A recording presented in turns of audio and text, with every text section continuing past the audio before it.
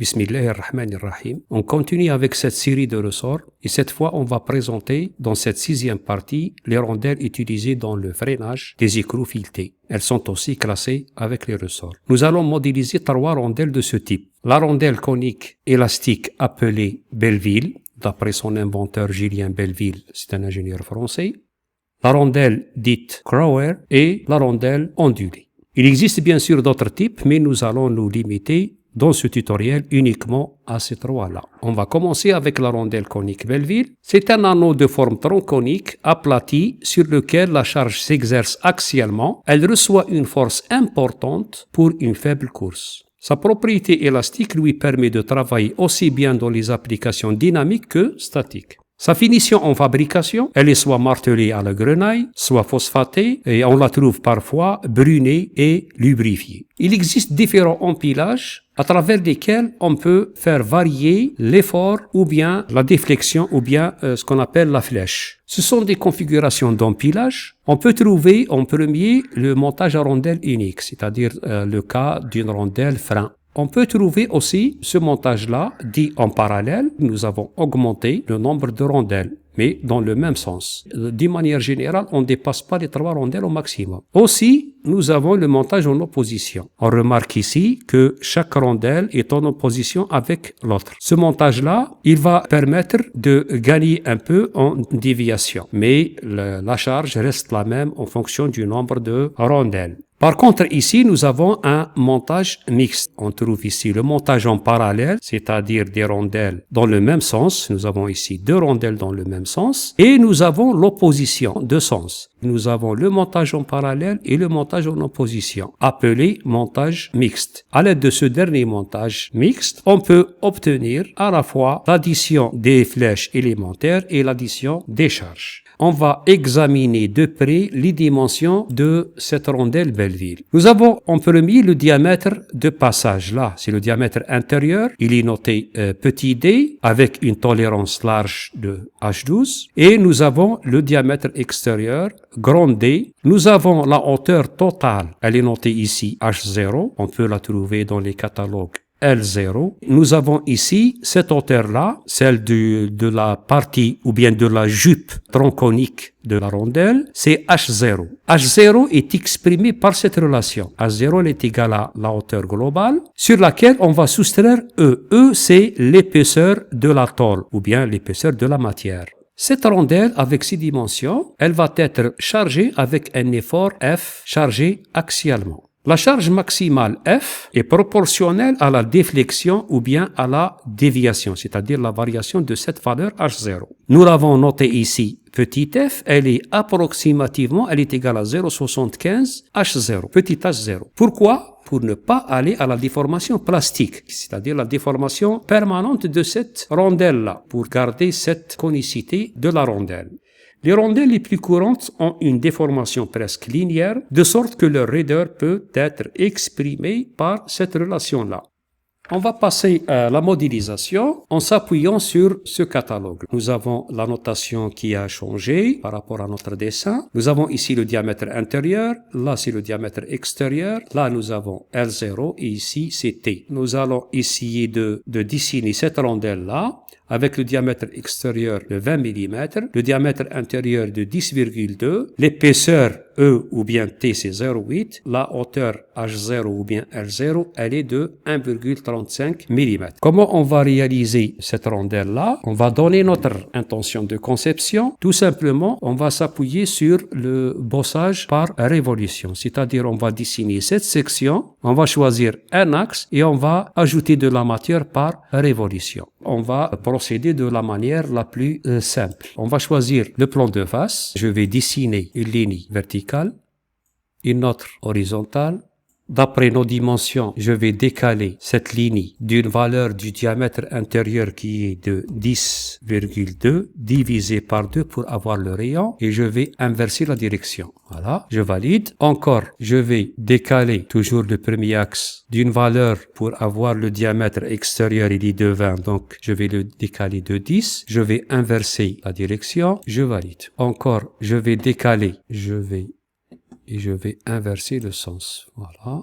Et Je valide. Je vais zoomer un peu, je vais organiser mes cotes. Là, j'ai le diamètre extérieur, là, j'ai le diamètre intérieur, là, la hauteur. Je vais convertir ces entités-là en ligne de construction. On va zoomer cette zone. C'est dans cette zone qu'on va dessiner notre section. J'ai besoin de l'épaisseur. On va voir ça sur le dessin. J'ai besoin de cette épaisseur-là pour avoir ce point-là. Je vais décaler cette ligne. Je vais inverser de 0,8. Notre épaisseur est de 0,8. Normalement, j'aurais pu la dessiner avec les autres. Alors, zoomer cette partie-là. Je vais dessiner une ligne qui part de ce point. Là, il faut faire attention. Il faut accrocher les deux entités en même temps. Pas comme ça. Il faut remarquer le panneau jaune. Voilà. Là, nous avons les deux entités. Voilà. Je zoome encore mieux pour voir l'intersection. Et je valide cette première entité. Je vais décaler cette entité, bien sûr, de l'épaisseur 0,8, il est déjà là. Maintenant, je peux joindre mes deux lignes de cette façon-là, mais on revient sur le dessin. Parfois, on trouve des dessins comme ça. La ligne est verticale. Mais dans la réalité, la ligne est inclinée un peu, comme c'est dans ce cas-là. C'est-à-dire, il faut joindre directement les deux bouts. Il ne faut pas chercher à avoir cette ligne verticale. Si vous voulez réaliser cette ligne verticale, vous n'avez qu'à ajouter, par exemple, une ligne collinière avec celle-là. Remarquez le panneau jaune. Là, j'ai une ligne collinière. Voilà, je vais tracer une autre ligne verticale. Je n'ai qu'à relier ce point à ce point et je descends à l'extrémité basse. J'aurai quelque chose comme le dessin, mais ce n'est pas la peine de le faire. On va directement joindre les deux bouts là et aussi ces deux bouts là. Notre section est prête. On passe directement à la fonction de bossage par révolution. L'axe de rotation, c'est celui-là. L'angle, il est de 360. Nous avons notre rondelle qui a pris forme. On va examiner la vue de face. Vous avez la conicité. Je vais couper cette rondelle en face et on va s'assurer de nos dimensions. Je vais mesurer cette droite-là. Nous avons 10,2, c'est notre diamètre intérieur. Je vais mesurer cette droite-là. Le diamètre, il est de 20 mm. Revenons à notre catalogue. Là, il s'agit de la force élastique. La force doit être de 686 newtons. Donc, il va falloir faire un calcul d'ingénierie. Donc, je vais vous proposer directement un lien vers un calculateur de ces rondelles-là. Il s'agit de calculer la force à partir de la raideur. En description, vous allez trouver le lien. On va essayer de calculer notre force. On va commencer par le diamètre extérieur. Il est de 20 mm. Le diamètre intérieur, il est de 10,2. L'épaisseur T, il est de 0,8. La hauteur totale de la rondelle L0, elle est de 1,35. La déflexion, nous avons déjà examiné la formule. C'est H0 par 0,75 pour ne pas atteindre la limite plastique. On va faire appel à notre calculatrice. Nous avons la déflexion, c'est 0,75 H0. H0, c'est 1,35 moins 0,8. Nous avons la valeur de 0,55. Cette valeur doit être multipliée par 0,75. 0,75 pour avoir la déflexion. Elle est de 0,4125.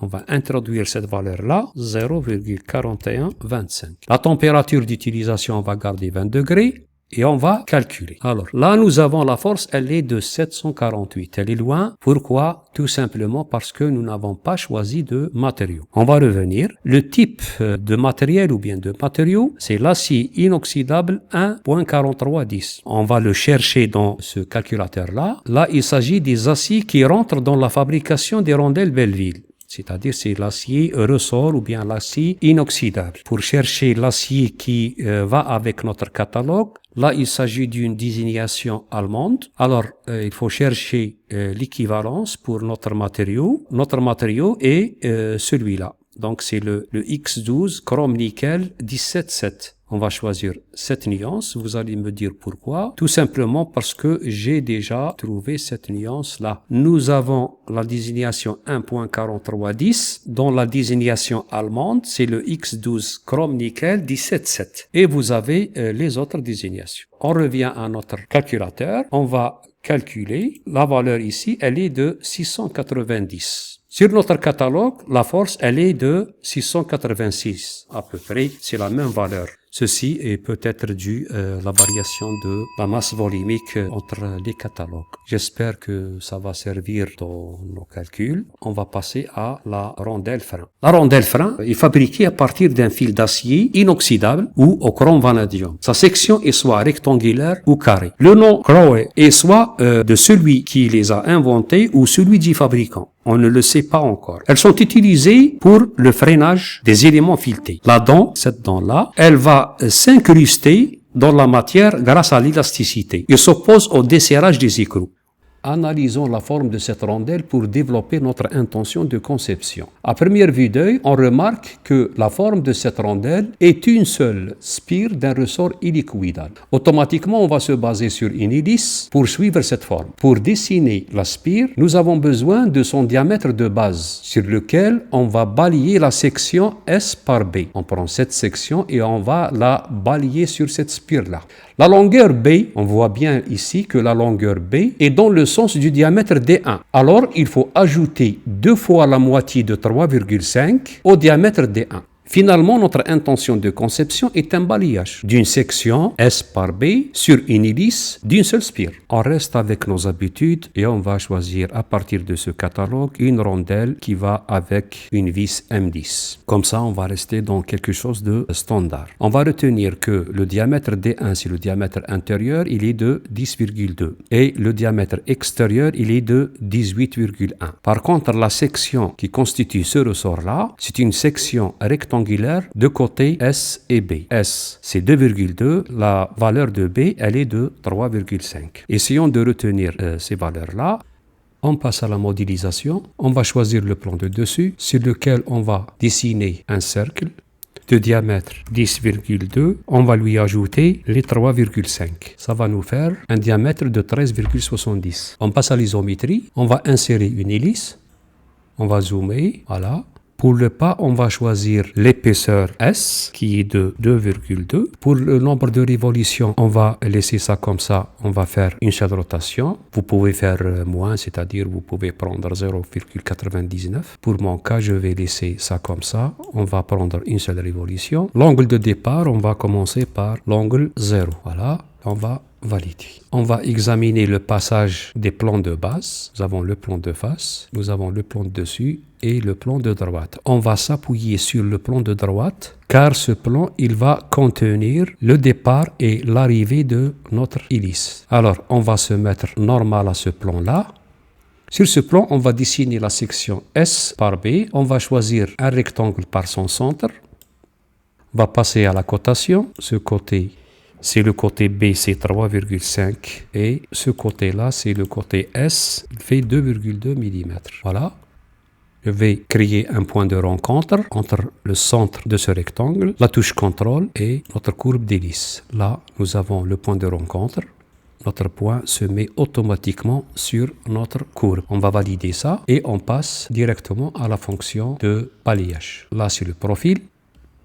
Et là, c'est la trajectoire. Notre balayage ne passe pas, il y a un problème. Si on va examiner la vue de droite, on va s'apercevoir que la cote 2,2, lors du balayage, elle ne passe pas avec l'autre cote 2,2. Le pas de 2,2 ne peut pas contenir les deux sections. Alors, il faut augmenter un peu le pas pour laisser le passage au balayage. Là, je reviens sur mon hélice.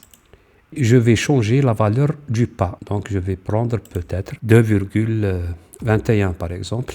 Et je reviens sur le balayage. Là, je vais lui donner mon profil et notre balayage passe correctement. On va valider ceci. La rondelle frein commence à prendre forme. On doit ajouter d'autres fonctions pour réaliser les deux bouts espacés et tronqués, si je peux dire ça. Lors de la fabrication de ces éléments, on réalise un cisaillement des deux bouts pour créer une sorte de denture qui s'enfonce dans les autres éléments de serrage. Mais avant de passer à ceci, nous devons nous assurer de nos dimensions déjà réalisées. Je vais zoomer, tracer une ligne horizontale. On va mesurer ça. Nous avons 10,19, c'est-à-dire nous avons 10,2. Il est correct. On va tracer une autre ligne. On va zoomer. Voilà.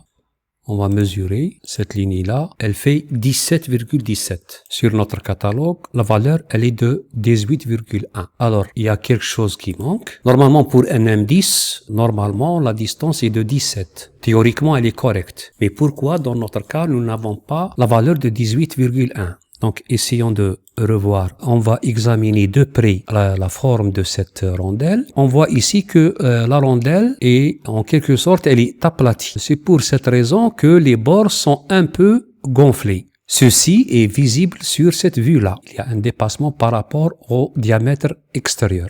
À mon avis, c'est la seule explication. Alors, on va essayer de modifier la forme de cette section pour introduire cette forme-là. On va revenir sur notre esquisse, on va l'éditer. On va ajouter ici un arc pour avoir une forme bombée. Alors, je vais dessiner une ligne verticale. Éloignée de la valeur, bon, on doit calculer cette valeur-là. Je fais appel à ma calculatrice. J'ai 18,1. Je dois soustraire 17,17. J'ai 0,93. Je dois la diviser par 2. La valeur doit être de 0,46. On va introduire cette valeur 0,46. On va valider ça. On prend un arc 3 points. On va s'arrêter sur cette ligne. Je vais aussi ajouter ici un arc. On va laisser 0,15. On va voir. Ça semble acceptable. Avant de valider, il faut éliminer cette ligne-là. Et attention, nous avons perdu les arcs. Il faut revenir. Voilà. Voilà. Et on va valider. Et on passe. Voilà, le congé est réalisé. On passe à ce mode d'affichage. Ça semble correct. Maintenant, ce qui nous reste, c'est tronquer ces deux bouts-là pour avoir les deux dents ou bien l'espacement entre ces deux bouts-là. Donc, notre intention de conception, on va procéder à l'aide d'un enlèvement de matière simple. C'est-à-dire, on va essayer de trouver un plan sur lequel on va dessiner une esquisse qui contient la forme qui nous donne la forme des dents et de l'espacement. Alors, sur quel plan on va s'appuyer? Bon, pour le plan de droite, il est parallèle aux surfaces, ça va pas servir. Le plan de dessus, non plus. Le plan de face, sur le plan de face, on peut créer ici une esquisse et procéder à l'enlèvement de matière. On va le mettre normal et on va commencer par dessiner une ligne de construction verticale. Je passe à l'outil ligne. Je commence par ce point, je vais tracer une ligne oblique, je cote d'une manière arbitraire, je vais donner un angle de 15 degrés, car je n'ai pas ces données-là sur le catalogue. Je vais aussi faire la même chose sur l'autre bout. Là, je travaille sur le plan de face. Je cote de la même manière, 15 degrés. Il me reste qu'à joindre les deux bouts-là, celui-là avec celui-là. Voilà, notre esquisse est terminé. Je passe directement à l'enlèvement de matière extrudée. Je vais changer de sens à travers tout le modèle et je valide. On va examiner ça de près. On va voir sur le catalogue. Nous avons presque la même forme. On va examiner notre cotation. On va s'appuyer comme tout à l'heure sur le plan de dessus. On va prendre cette ligne-là. On va essayer de zoomer un peu. Je commence par ce point. On va s'arrêter là. Je dois mesurer cette cote. Nous avons 18,09. Alors, la cote est en adéquation avec le catalogue, car nous avons 18,1. Et on va passer à la rondelle ondulée.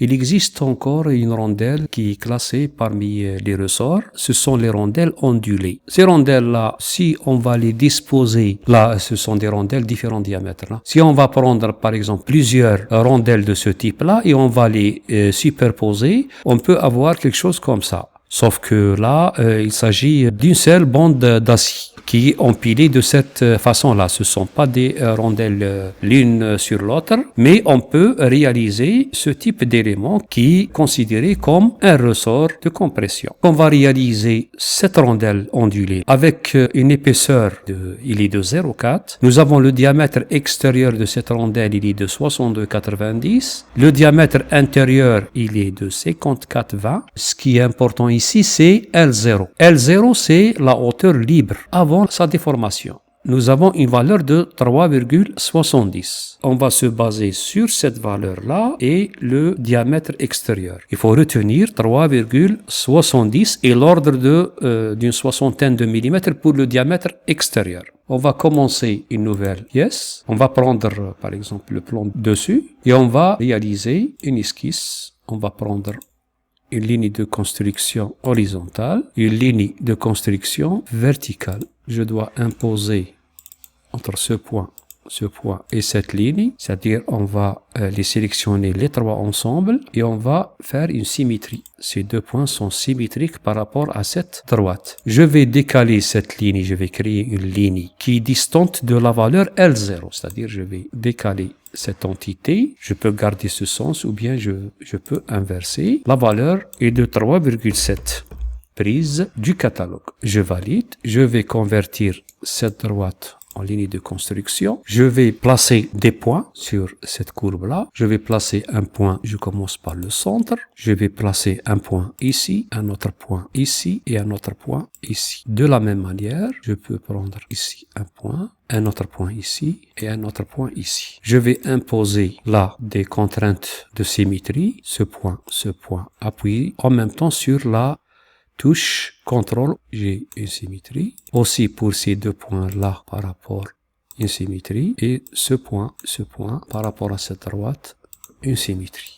Je vais procéder à une cotation. Je prends ici le premier point. Donc moi j'ai un diamètre extérieur de 62. Je peux prendre un rayon ici de 50. Là je peux prendre 36.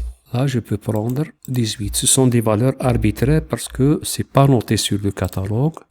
Côté cette valeur par rapport à celle 65. Voilà. Je vais dessiner une spline qui passe par ces points-là. Vous remarquez que nous restons ici, pas pour les valeurs extrêmes, ici on reste entre les 3,7 mm. Je vais valider cette esquisse, je passe à l'isométrie, fonction d'extrusion, je vais lui indiquer cette courbe-là. Il nous faut, dans cette direction-là, je peux prendre une valeur de 65. Je peux aussi travailler sur l'autre direction. L'épaisseur, on va examiner l'épaisseur ici, il est de 0,4. On va introduire 0,4. Je valide. Vous voyez ici que nous avons réalisé une forme de tôle. Je vais cacher cette esquisse-là. Je passe sur le plan de face. Je vais dessiner le diamètre extérieur, qui est le diamètre extérieur de 62,90. Je dois coter 62,9. Voilà, je valide. Je passe à la fonction enlèvement de matière par extrusion. Là, il me faut les deux à la fois parce que nous avons ici une tôle ondulée. Un seul sens ne suffit pas, il faut les deux sens. Et là, il faut basculer le côté, c'est-à-dire cette partie, je dois la garder. Et celle-là, je peux la faire disparaître. Alors, je bascule le côté et je valide. Je vais dessiner le diamètre intérieur, donc sur plan de face. Sa valeur est de 54,20, on doit le coter. 54,2. Je passe en isométrie. Je vais enlever de la matière à travers tout, des deux côtés. Voilà, et je valide.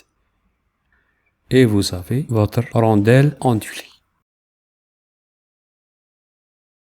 Enfin, il va falloir clôturer cette série de tutoriels sur les ressorts. J'espère que l'essentiel a été présenté autour des principaux types. Je me rappelle que j'ai entamé cette série suite à une demande de mes étudiants au sujet de la modélisation des ressorts. Au départ, je voulais faire un seul tutoriel, mais enfin, je me suis trouvé avec plusieurs tutos. Je vous rappelle aussi que le ressort est un élément de machine incontournable dont la forme et l'application sont très diversifiées. En conclusion, pour maîtriser la modélisation des ressorts, qu'est-ce qu'il nous faut? Il nous faut en premier lieu savoir bien paramétrer les hélices, à pas constant et surtout à pas variable. En deuxième lieu, il faut utiliser les esquisses 3D pour bien réaliser les boucles et les branches. Il s'agit de réalisation dans l'espace. Il y a d'autres méthodes qui utilisent l'insertion des plans secondaires et des contraintes. Et parfois, ces méthodes sont un peu complexes. En troisième lieu, essayez de reproduire des pièces réelles à partir des références et des catalogues.